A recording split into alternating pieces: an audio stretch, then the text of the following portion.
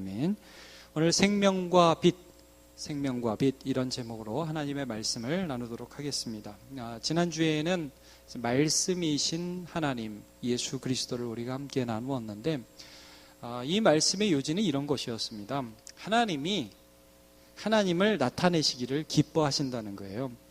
하나님의 영광, 하나님의 아름다우심, 하나님의 선 이런 것들을 나타내기를 기뻐하세요. 근데 이제 그 하나님의 하나님 되심을 나타내는데 누구를 통해서 나타내시느냐 하면 예수 그리스도를 통해 나타내신다는 것이었어요. 창세기 1장 1절에 태초에 하나님이 천지를 창조하시니라 라고 말씀을 하죠. 그 창조의 과정에서 하나님 모든 만물을 말씀으로 창조하셨습니다. 근데 이제 지난주에도 이런 말씀을 나눴는데 하나님이 영어로 창조하셨을지 불어로 하셨을지 한국말로 하셨을지 우리는 모르는데 그게 하나님이 무슨 목소리를 가지고 어떤 것들을 창조하였다기보다는 하나님을 나타내는 표현을 말씀이라고 하였고 그 말씀이 구체적으로 무엇이냐에 대해서 요한복음이 해석을 해주는 거라고 그랬죠. 자, 요한복음 1장 1절 여러분 기억나십니까? 태초에 뭐가 계시니라?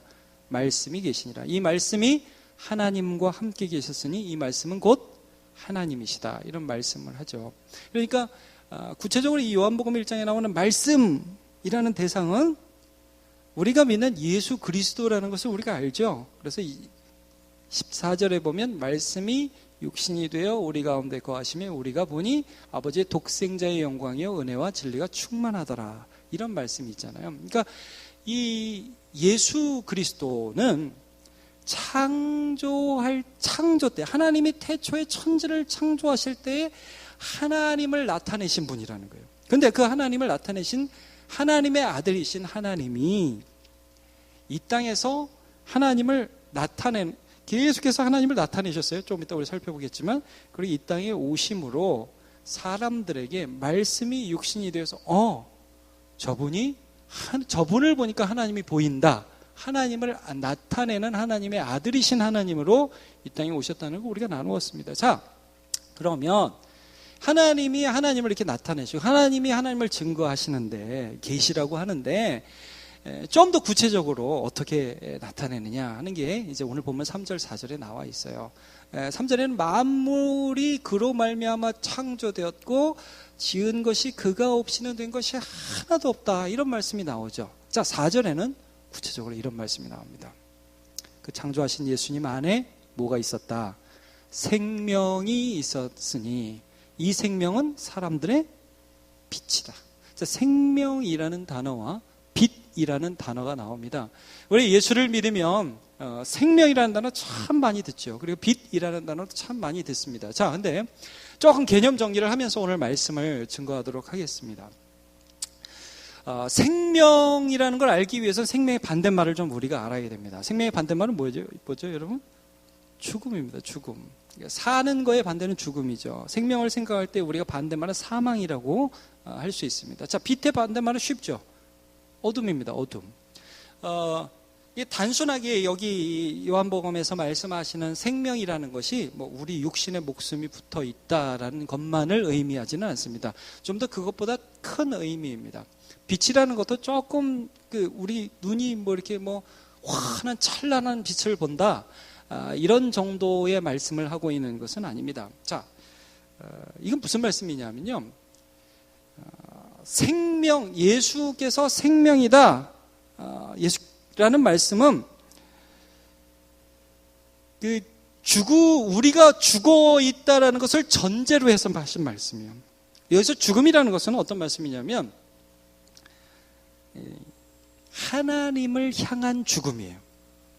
제가 오전 예배 일부 예배하고 초신자를 한 명 불렀어요. 오늘 설교 알아듣겠습니까? 그랬더니 그 조금 어려운 부분이 그래서 제가 한참 불러다 놓고 설교를 좀 다시 했어요. 그 한 사람 놓고. 근데 여러분 제가 이제 그분에게 무슨 말씀을 했냐면 제가 주례할 때마다 이런 얘기를 좀 하거든요. 결혼을 하게 되면 그 남자는 그 결혼하는 순간부터 일종의 다른 모든 세상 여자들에 대해서는 죽는 거죠. 남자로서. 그러니까 목숨이 끊어진다는 의미가 아니라 남자의 의미가 없어지잖아요. 아닙니까? 연애의 가능성이 늘 있나요? 결혼이 그래서 중요한 거 아닙니까? 여자도 마찬가지죠. 결혼을 한다는 것은 내 옆에 있는 이 남자와만 남녀의 관계로서 하나를 이루는 것이고, 다른 세상 모든 남자에 대해서 내가 여자로서의 가능성이 죽는 거죠. 예, 아멘, 감사합니다. 자, 이 죽음이라는 게 뭐냐? 여기서 말하는 죽음이 뭐고 생명이 뭐냐? 살아있다는 뭐고 죽었다는 것은 무엇을 말씀하냐면요, 죽었다는 것은 하나님을 향하여 사람이 죽었다는 말씀이에요. 그러니까 내가 무슨 일을 해도 하나님에 대한 개념이 없어요. 죽은 거예요. 이게 무슨 말인지 좀 이해가죠? 그러니까 착한 일을 해요. 착한 일을 하는데 왜 해요? 누구 좋으라고? 나 좋으라고. 여러분, 소요리문답 1문의 인생의 제일 되는 목적이 무엇일까요? 하나님을 영화롭게 하고 또 영원토록 그를 즐거워하는 것이다. 여러분 생각나십니까? 그러니까 사람이라는 존재의 목적은 나 잘 먹고 나 잘 살다가 죽으면 된다? 아니라는 거예요. 애시당초 사람은 하나님과의 관계에서 기쁨을 누리고 하나님을 좋아하도록 창조되었고, 이게 사는 거예요. 많이 먹고 잘 놀고 남 무시하고 살아서 죽으면 잘 살았다? 아니에요. 그래서 여러분, 사실 어떤 목사님 그런 말씀 하시더라고요. 잘 살았다, 잘 산다는 정의 자체가 좀 잘못됐다. 여러분, 세상적으로 잘 산다는 건 뭐가 많다는 거예요? 많다는 겁니다. 근데 성경적으로 잘 산다, 생명이라고 하는 것은 사실 어떤 의미냐면 하나님께 대해서 내가 살아있다는 의미예요. 그래서 로마서에 이런 말씀이 있습니다. 로마서 6장을 한번 보면 6장 10절, 예수께서 죽으심은 죄에 대하여 단번에 죽으심이요. 그러니까 사실은 우리가 예수 안에서 죽은 거거든요. 예수 십자가 그냥 예수님만 죽은 거 아닙니다, 여러분. 우리가 그 안에서 죽었다는 것은 이제 내가 이 죄를 대하여 계속 살아있는 자로 살 수 없구나. 세례라는 것은 일종의 죽음입니다, 여러분. 그리고 하나님께 대하여 살아 계심이니, 제가 잘 안 보여서 그랬습니다. 11절을 한번 같이 읽어볼까요? 11절 시작. 이와 같이 너희도 너희 자신을 죄에 대하여는 죽은 자요 그리스도 예수 안에서 하나님께 대하여는 살아있는 자로 여길지어다. 예, 그러니까 여러분, 사실 사람이 반대라는 거 여러분 아시죠? 사람이 원래는 하나님께는 죽어 있고 죄에 대해서는 살아 있어요. 그래서 여러분, 우리가 이렇게 죽었다는 거 건드려도 반응이 없는 게 죽은 거잖아요. 사람에게 막 여러분 길 가는 사람에게 전도해 보세요. 하나님 살아계세요. 예수 믿으세요. 그럼 그 사람들이 반응을 해요, 안 해요? 안 해요. 나라메라 그러고 가잖아요. 근데 여러분, 그 사람 자존심 한번 건드려 보세요. 어쭈 못생겼는데, 그럼 그 사람 반응을 해요, 안 해요? 바로 뭐라고 그랬어 지금? 반응하죠. 자기 자신의 자존심에 대해서 살아있어요. 자기의 욕구, 자기의 욕망, 죄, 이런 것들에 대해 사람이 살아있어요. 그러나 하나님께 대해서는 죽었어요. 이게 인간의 상태라는 거예요. 자, 이 인간의 상태에 생명을 불어넣는 것, 다시금 하나님을 느끼게 하고 하나님을 바라보게 하고 하나님을 위한 삶을 살아갈 수 있는 힘을 불어넣어 주시는 생명은 누구로부터 온다? 예수 그리스도로부터 온다. 요한복음 14장 6절에 이런 말씀이 있습니다. 내가 곧 길이요 진리요 뭐예요? 그 다음에 생명이니. 하나님께 대해 살아있게 하는. 그래서 예수로 말미암지 않고는 아버지 하나님께로 올 자가 있어요, 없어요? 없다는 거예요. 여러분, 예수 안 믿고도 하나님께로 가겠다고 하는 것은 불량식품 먹으면서 암 고치겠다고 하는 거하고 똑같은 거예요. 방법이 아니라는 거예요. 이 인간의 문제에 대한 해결책으로서 하나님께서 치료약을 딱 주셨는데, 예수 그리스도라는 게 생명력을 불어넣는 하나님을 나타내는 하나님의 방법이었어요. 근데 사람이 그게 아니라, 난 예수가 아니라 내 방법으로 내가 원하는 것으로 하나님께 나아가겠다. 실패라는 거예요. 예수님께 생명에 대해서 이런 말씀하십니다. 요한복음 10장 10절에 도둑이 오는 것은 도둑질하고 죽이고 멸망시키려는 것뿐이요 내가 온 것은 양으로 뭘 얻게? 생명을 얻게 하고 더 풍성히 얻게 하는 거예요. 예수 안에서 예수 믿는 게 한 번 믿고 끝, 이게 아니라 예수가 내 안에 살아계세요. 하나님을 알게 하세요. 하나님을 느끼게 하세요. 하나님께 기도하게 하세요. 하나님이 뭘 하시는지 오늘도 내가 예수 안에서 알게 하신다는 거예요. 그 생명의 근원이 예수입니다. 여러분 요한복음 3장 16절 너무 잘 아시죠? 하나님이 세상을 이처럼 사랑하사 독생자를 주셨으니 이는 누구든지 저를 믿는 자마다 멸망치 않고 무엇을? 영생을 얻게 하려 하심이라. 예수 믿음. 제가 이런 말 많이 말씀드리면 믿음은 풀 같은 거라고, 예수님과 우리를 붙여버리는 거라고. 예수 안에 있는 거예요. 그 안에서 영원한 생명을 누리는 것입니다. 요한일서 1장 1절도 이렇게 말씀해요. 태초부터 있는 생명의 말씀, 그냥 말씀을 좀 더 자세히 생명의 말씀에 관하여 우리가 들은 바요 눈으로 본 바요 자세히 보고 우리의 손으로 만진 바라 이 생명이 나타내신 바 된지라 하고 예수님을 생명의 말씀, 생명이라고 계속해서 말씀하고 있죠. 그럼 여러분 어둠은 뭐예요? 어둠은 똑같은 겁니다, 여러분. 아까 그는 생명이라고 그랬고 이 생명이 사람들의 빛이라고 그랬잖아요. 어둠이라는 건 뭐냐면 하나님이 안 보이는 상태를 말씀하는 거예요. 우리 눈이 멀었다가 아니에요. 하나님이 안 보인다는 거예요. 여러분 마태복음 6장 한번 찾아보시겠습니까? 제가 이 PPT 준비를 안 했는데 마태복음 6장을 한번 찾아봅시다. 여러분 주일에 오실 때 성경을 가지고 오시기 바랍니다. 제가 이렇게 좀 설교 시간에 성경을 찾아보는 것도 우리 모두에게 유익이 될 거라고 생각을 해서 좀 찾아봅니다. 자, 마태복음 6장 22절을 한번 보세요. 22절 제가 한번 읽어보겠습니다. 마태복음 6장 22절. 눈은 몸의 등불이다. 이런 말씀을 하죠. 그러면 내 눈이 성하면 온몸이 밝다. 좀 표현이 되게 이상하죠. 아니 눈이 성하면 어떻게 몸이 밝아요? 눈이 성하면 밖이 밝든지 뭐 이렇게 되죠. 근데 몸이 밝다. 자, 눈이 나쁘면 온몸이 어둡다. 지금 여러분 이 굉장히 중요한 말씀하고 있어요. 어둠이 여러분 우리 밖에 있어요? 우리 안에 있어요? 안에 있다는 걸 말씀하는 거예요. 어둠이 우리 안에 있다는 거를. 세상이 어둡다? 맞는 말이에요. 근데 여러분 본질적으로 얘기하면 이 죄, 하나님이 안 보이는 어둠이 우리 안에 있어요. 이 문맥이 어떤 문맥이냐 하면요. 제가 좀 더 읽어볼게요. 그러므로 내게 있는 빛이 어두우면 그 어둠이 얼마나 더하겠니? 네 빛, 네 눈이 뭘 못 본다. 그러니까 네 자체가 얼마나 더 어두운지 모르겠다. 이게 무슨 문맥이냐면요. 여러분 그 앞을 보면 이게 재물에 대한 얘기예요. 사람이요. 재물을 이렇게 쭉 보고 있으면 하나님이 안 보이는 것에 대한 말씀을 하시는 거예요. 이게 어둡다는 거예요. 가끔 돈 때문에 사람들 싸우죠. 제가 이런 간증 탐내지 말라 해서 한번 했지 않아요, 여러분? 한번 제가 버스 환승을 굉장히 오래전이에요. 10몇 년 전에 버스 환승을 하는데 한 번은 환승할 때 이렇게 찍고 내려야 이게 할인이 되잖아요, 여러분. 그거 얼마나 할인됩니까? 1,000원 됩니까? 근데 제가 찍고 내리는 거를 깜빡 잊어버렸어요. 그 순간 버스가 떠날라 하는데 1,000원이 너무 아까운 거예요. 그래서 제가 어떻게 했어요? 문이 닫히는 그 사이에 문에 끼면서 됐잖아요, 이렇게. 죽을 뻔했어요, 저. 1,000원 벌레다가 죽을 뻔했어요.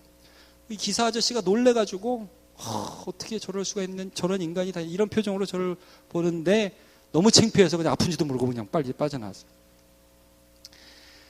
여러분 이렇게 돈을 보고 있으면 이게 참 우리가 죄인이라는 게 어둡다는 게 뭐냐면 돈을 이렇게 보면 그게 때로는 1,000원. 여러분 왜 이렇게 목숨 걸고 시장에서 깎습니까? 100원, 500원 깎는데 막 아줌마들 막 핏대서고 자존심 다 내려놓고 싸우잖아요.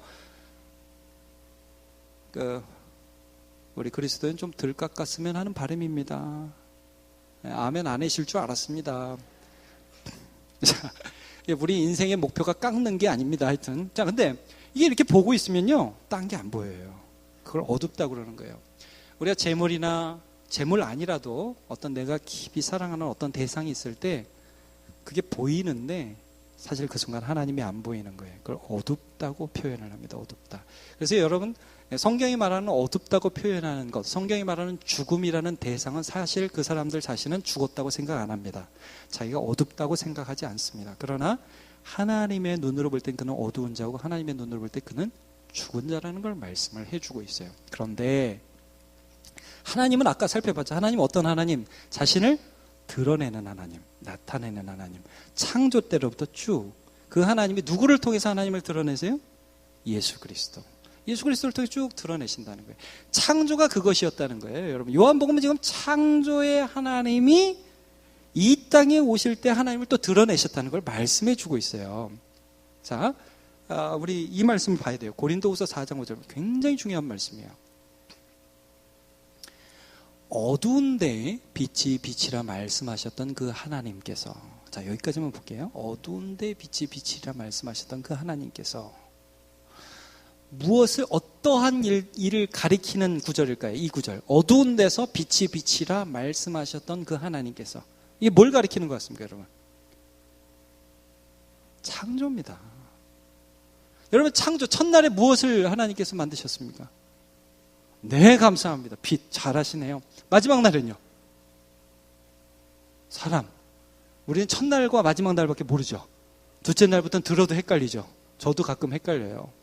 근데 여러분, 좀 이상하지 않습니까? 자, 어두운 데서 빛이라 말씀하셨던, 빛이 빛이라 말씀하셨던 그 하나님께서 예수 그리스도의 얼굴에 있는 하나님의 영광을 아는 빛을 우리 마음에 비추셨느니라. 이게 무슨 말씀이냐면, 창조 때 빛을 창조하신 하나님이 예수 그리스도의 얼굴에 있는 하나님의 영광을 아는 빛을 우리 안에 오늘도 비추신다.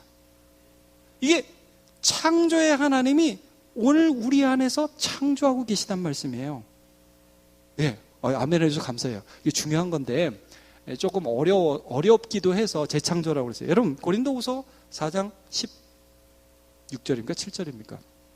그런 즉 누구든지 그리스도 안에 있으면 새로운 피조물이라.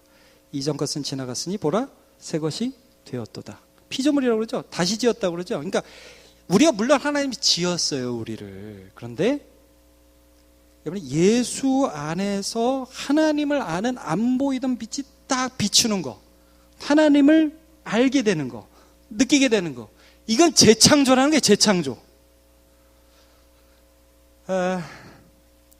여러분, 제가 가끔씩 이렇게 그 기사들을 보면 너무 물건들을 잘 만들어요. 근데 뭐 저도 집에 있는 물건들을 가끔 수리는 하는데, 제가 수리하는 거하고 설치하신 분이 수리하는 거는 좀 다르더군요. 제가 한 건 누가 봐도 제가 한 건지 알겠더라고요. 근데 이 설치하시는 분들은 달라요. 이게 근본부터 들어가서 촥 하니까 이게 다르더라고요. 여러분, 인간이 타락했어요. 자기밖에 안 보여요. 자기 욕심, 내 욕구밖에 안 보여요. 하나님이 안 느껴져요. 하나님에 대해서 죽었어요. 이거 누구만 고칠 수 있을까요? 누구만? 하나님만 고칠 수 있어요. 누구를 통해서? 예수 그리스도. 창조하신 분이 AS까지 한다 이거예요. 그러니까 우리가 예수 그리스도 안에서 하나님의 빛을 본다? 우리가 예수 그리스도 안에서 하나님의 생명을 받는다? 이건 창조주만 할 수 있는 일이에요. 창조하신 분이 그 생명을, 그 빛을 오늘 우리의 삶에 예수 그리스도를 통하여, 아니 2000년 전에 이미 주셨고, 그리고 이 땅을 오늘 살아가는 우리의 삶에도 그 창조주가 오늘 우리의 삶에 그 빛을 비춰주고 계시다는 말씀이에요. 이게 생명이고 이게 빛이라는 말씀을 오늘 성경에서 말씀해주고 있는 것입니다. 계시록 21장을 보면 이런 말씀이 있어요. 그 성은 이 새 예루살렘 성이에요. 그러니까 다시 예수님께서 오실 때에 새 예루살렘이 마치 신부가 단장한 것처럼 하늘로부터 내려온다고 말씀을 하죠. 그러면 여러분 보세요. 창조 때, 제가 아까 왜 그게 이상하다고 생각을 했냐면, 그 성은 제가 이 창조 때와 이 마지막 다시 오실 새 예루살렘을 보는데, 이 새 예루살렘 보면 해, 달, 비침이 필요가 없대요. 왜냐? 거기는 뭐가 비치냐? 하나님의 영광이 누구를 통해서? 어린 양을 통해서. 어린 양이 등불이래요. 예수님이 등불이래요. 야, 이게 도대체 뭘까? 거기는 해가 빛나, LED 전구가 빛나는 게 아니에요. 예수가 빛나는 땅이에요. 여러분, 저 이거 한번 가봐야 될 것 같아요. 천국에 한번 가서 좀 봐야 될 것 같아요. 예수님 다시 오실 때 한번 가서 좀 봐야 될 것 같아요. 근데 여러분, 제가 조금 여기 감을 느낄 수 있는 게, 아까 이런 말씀 드렸잖아요. 하나님이 천지를 창조하실 때 첫날 뭘 창조하셨어요? 빛. 빛. 감사합니다. 해는 며칠 날 창조하셨는지 혹시 아십니까? 해는 4일째 창조하십니다. 꽤 늦죠, 생각보다. 그럼 좀 이상하죠. 첫날, 둘째 날, 셋째 날은 해도 없고 달도 없고 별도 없는데 하루, 이틀, 3일이 지났습니다. 굉장히 독특한 날들이었습니다. 이건 제 추측인데 마치 이 3일이 새 예루살렘과 같지 않았을까 하는 생각을 해보게 돼요. 뭐냐면 해는 없어요. 근데 빛은 있어요. 그 빛을 주신 분은 누구예요? 하나님이고 예수 그리스도. 그러니까 여러분 그 빛 자신이 예수 그리스도라고 그 창조 때 하나님 빛이 있으라 하고 창조한 그 창조물이 예수라고 하면 안 돼요. 예수님은 창조물이 아니고 창조주니까. 예. 그러나 그 빛나게 하신 그분은 예수님이라는 거죠. 그래서 그 예수님이 어둠 속에 빛을 비추셨고 지금도 우리 마음에 하나님을 비추고 계시고 그리고 영원토록 하나님 안에서 빛을 보게 하실 것입니다. 여러분 한 번만 더 이 말씀 볼게요. 중요한 말씀이라서 고린도후서 4장 5절 말씀 같이 한번 읽어보겠습니다. 시작. 어두운 데서 빛이 비치라 말씀하셨던 그 하나님께서 예수 그리스도의 얼굴에 있는 하나님의 영광을 아는 빛을 우리 마음에 비추셨느니라. 아멘. 이것이 저와 여러분의 삶에 오늘도 일어나고 있는 일입니다. 자, 그러면 창세기 6장의 그 노아의 사건을 한번 좀 보죠. 여러분, 노아 당시에 많은 사람들이 이렇게 했다고 그래요. 하나님의 아들들이 사람의 딸들의 아름다움을 보면서 결혼을 했어요.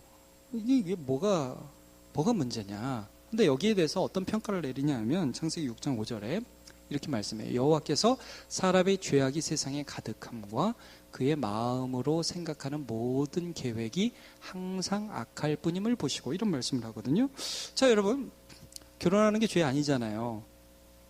남자가 죄인이죠. 물론 여자도 죄인입니다.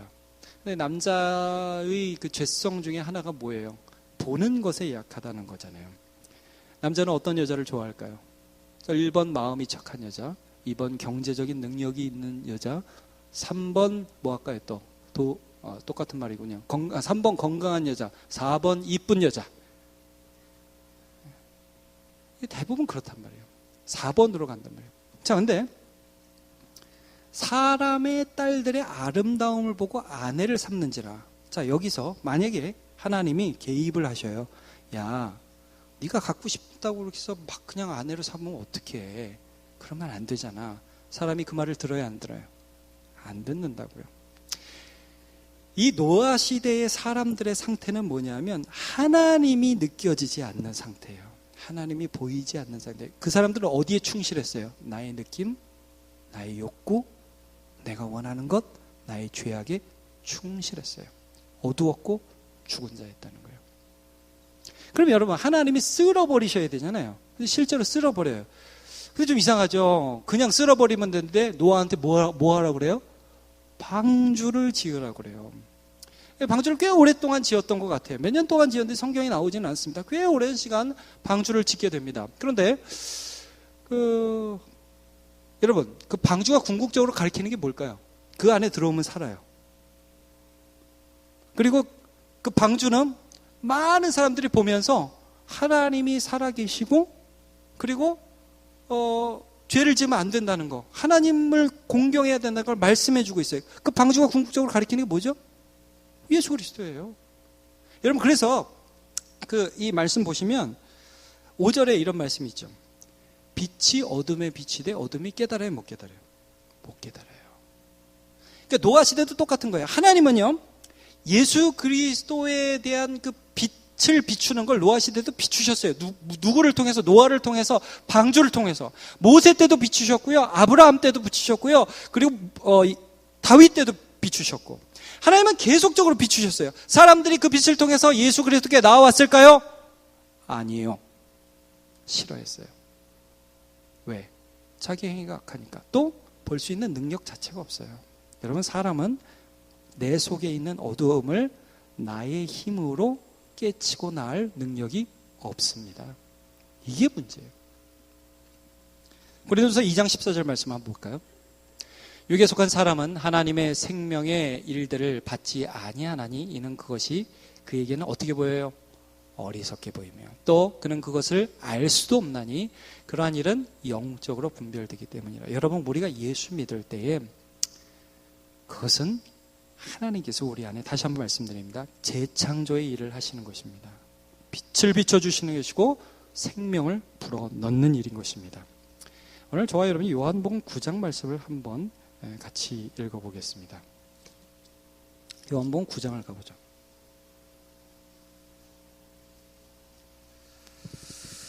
요한복음 9장에 보면 날 때부터 보지 못하는 한 맹인의 사건이 기록되어 있습니다. 제자들이 이 사람 누구 죄 때문에 이렇게 됐습니까? 하면서 물어보죠. 근데 예수님이 여기에서 아니야, 내가 빛이라는 걸 좀 보여주고 싶어서 이렇게 된 거야, 이런 말씀, 되게 좀 이상한 대답을 하세요. 자, 3절에 끝에 보면 그에게 하나님이 하시는 일을 나타내고자 하심이라. 지금 계속 보는 거죠. 태초에 말씀이 계시니라. 그 말씀이 이 사람에게 나타내. 어떻게? 빛으로. 자, 4절, 때가 아직 낮음에 나를 보내신 일을 내가 하여야 하리니 밤이 오리니 그때는 아무 일도 할 수 없느니라. 5절 같이요. 시작. 내가 세상에 있는 동안은 세상의 빛이로다. 이게 무슨 말씀? 내가 세상에 있는 동안 내가 하나님을 나타내겠다는 것을 말씀해 주고 있어요. 그리고 이 사람에게도 내가 하나님이 살아계심을, 내가 하나님의 아들임을 그냥 내 자랑하고 끝나는 게 아니라 하나님이 살아계시는구나 나타내겠다는 말씀이에요. 그래가지고 어떻게 말씀하냐면 이제 야 와라, 내가 이제 진흙에다 침을 뱉어서 굉장히 특이한 방법으로 고치세요. 눈을 이렇게 부비시고 실로암에 가서 씻으라. 실로암 보냄을 받았다는 뜻이에요. 그래서 씻고 오니까 깨끗하게 나왔어요. 자, 여러분, 이렇게 이 사람이 나왔습니다. 예수님이 하나님의 아들이신 거 보여주셨어요. 그러니까 사람들이 다 믿었겠죠. 아멘이면 참 좋겠죠. 네, 근데 이게 안 믿었단 말이에요. 자, 어디를 보시냐? 14절을 보세요. 예수께서 진흙을 이겨 눈을 뜨게 하신 날 어느 날 안식일. 사람들이요 이렇게 시비를 걸려. 이상하다. 그 하나님이 보낸 사람이면 안식일은 잘 지킬 텐데 왜 일을 했을까? 이렇게 시비를 걸겠어요. 그럼 여러분 한번 질문 드릴게요. 이 사람들이 예수님이 안식일을 어겨서 예수님을 믿지 않았을까요? 예수님이 싫어서 예수님을 안 믿었을까요? 싫어서 안 믿는 거예요, 여러분. 종교 지도자들보다 더 능력 있고 종교 지도자들을 향해서 야, 이 독사의 자식들아, 회칠한 무덤아, 겉에만 신경 쓰는 인간들, 누가 너희들에게 장차 임할 진노를 피하리라 하였느냐? 성전에서 상을 엎어버리시고 돈을 막 쏟아버리시고 양을 내쫓으시고 하나님, 내 아버지의 집을, 기도하는 이 집을, 장사하는 집을 만들지 말아라, 빛이 임했어요. 그러니까 싫어졌다고. 예수님 싫어요. 자, 이 사람에게도 야, 그 사람 예수 믿지 마라. 이 사람은 아니, 나는 전에는 못 보다가 지금은 봤는데요, 이 사람 하나님으로부터 온 것 같은데요, 하나님 믿어줘요? 그래서 뭐라고 대답을 하느냐? 34절에 뭐 쫓겨나요. 야, 네가 죄 가운데 사는 사람 우리를 가르치냐? 쫓아보냈어요. 자, 그런데 예수님이 그 다음에 AS를 하세요. 애프터 서비스를 하세요. 예수께서 그들이 그 사람을 쫓아냈다는 말을 들으셨더니 그를 만나세요. 찾아가셔서 이렇게 질문을 이렇게 묻습니다.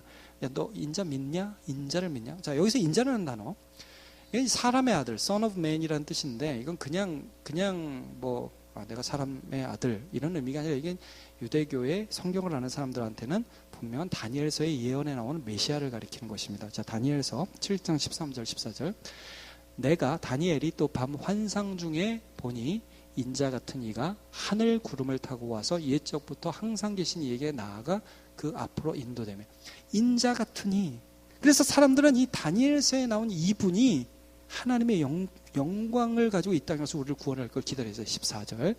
그에게 권세와 영광과 나라를 주고 모든 백성과 나달과 다른 언어를 말하는 모든 자들이 그를 섬기게 하였으니 그의 권세는 소멸되지 아니하는 영원한 권세요 그의 나라는 멸망하지 아니할 것이니라 라고 말씀을 해주셨어요. 인자는 하나님 보낼 그리스도 메시아를 말씀하고 있습니다. 자, 그 메시아인 것을 네가 믿냐 이렇게 말씀을 해요. 그러니까 이 사람이 너무 솔직하게 이렇게 고백을 해요. 그 다음 구절 한번 보세요. 36절 대답하되 이르되 주여 그가 누구시오니까? 아니 저 당연히 믿고 싶죠. 알려만 주세요. 내가 믿고 싶습니다. 예수님이요 이렇게 대답하세요. 네가 그를 보았다. 그리고 지금 너와 말하는 이가 그니라. 여러분 이 순간이 이 사람의 심령에 하나님이 예수를 통하여 빛을 비춰주시는 순간입니다. 생명이 역사하는 시간입니다. 여러분 저는요 오늘 예배하는 저와 여러분의 마음 가운데에 예수님이 이 말씀을 듣는데 내가 소경이구나. 내가 하나님을 보지 못하는 인간이었구나. 내가 하나님을 느끼지 못하고 그냥 내 죄, 내 자존심, 이 모든 것에 민감한 사람이었구나. 근데 이 성경이 이 소경을 만난, 이 맹인을 만나주신 그 예수님이 오늘 이 말씀을 듣는 이 순간에 내 안에 하나님이 살아계심을 보여주시고 계시는구나. 이 생명으로 다가오시는 것을 저와 여러분이 하나님의 역사 가운데 느껴지기를 소망합니다. 그리고 하나님 보게 되시기를 축복합니다. 이거보다 더 큰 복은 없어요. 이제 사람들이 듣다가 옆에서 뭐라고 그러냐면 예수님이 내가 온 것은 보는 사람 못 보게 하고 못 보는 사람 보게 하는 거다. 이게 내 목적이다. 이런 말씀을 그 다음 절에 하세요. 그러니까 사람들이 우리도 맹인인가? 하면서 또 믿고 와요. 예수님이 마지막에 뭐라고 말씀을 하시느냐? 41절은 같이 한번 볼까요? 시작. 예수께서 이르시되 너희가 맹인이 되었더라면 죄가 없으려니와 본다고 하니 너희 죄가 그대로 있느니라. 이게 무슨 말씀이에요? 너희가 맹인이 되었더라면 이게 무슨 말이에요? 맹인인 줄 알게 되었다면 하나님의 빛이 비춘다는 거예요. 내가 죄인인 게 깨달아지고 있다면 그건 이미 하나님이 빛이 비추고 있는 거예요. 근데 내가 난 보는데 왜 내가 안 보는데 보겠다 이런 소리를 하지? 이거는 아직도 내가 죄인인 것과 예수님이 하나님의 아들이시라는 걸 모르고 있고 내 느낌, 내 자존심에 충만한 거예요. 이건 아주 불쌍한 거예요. 예수님이 이걸 지적하고 있는 것이죠.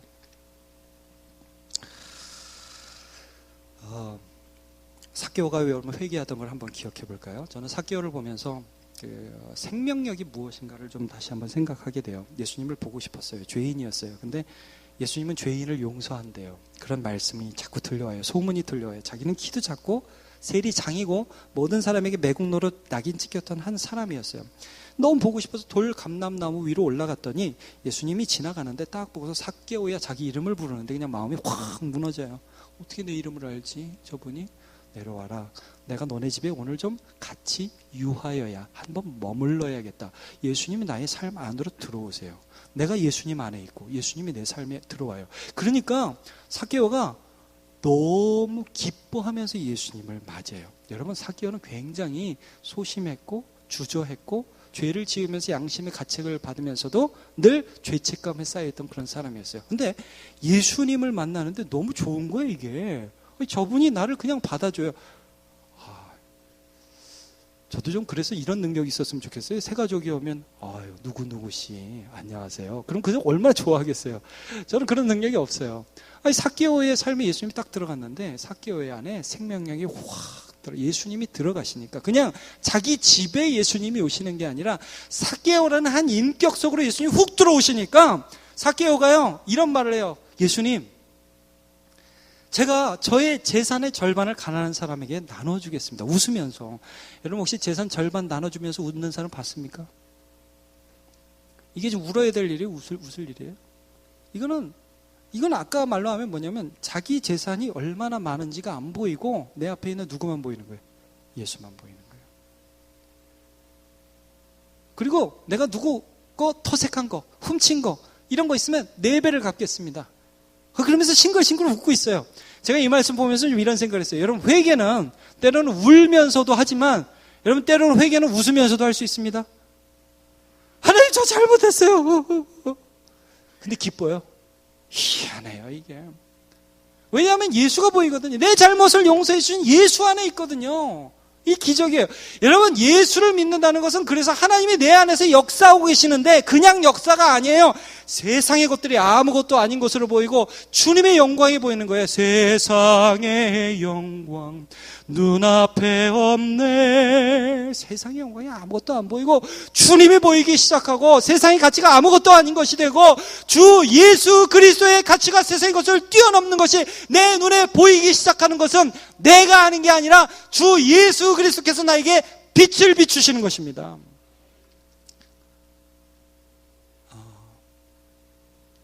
생명이신 예수 그리스도께 연합되어서 빛과 생명을 경험하는 저와 여러분 되시기를 예수님의 이름으로 축복합니다.